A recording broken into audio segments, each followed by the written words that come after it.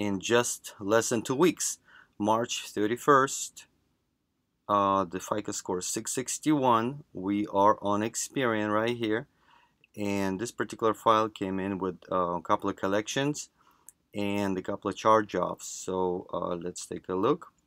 By the way, welcome to our case study. So that's the collection as of 2 weeks ago.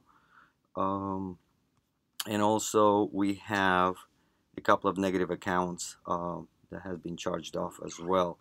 So let's take a look what's going on as of today, April 9th. System is loading.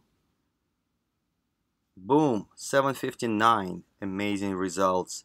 No more collections, no more charge-offs. So if you guys need any help with credit restoration, removal of collections, hard credit inquiries, charge-offs, bankruptcies, judgments, tax liens, or even outstanding business loans, please give us a call, or just visit our website and sign up online, and we'll be more than happy to help you out. Thank you very much. God bless.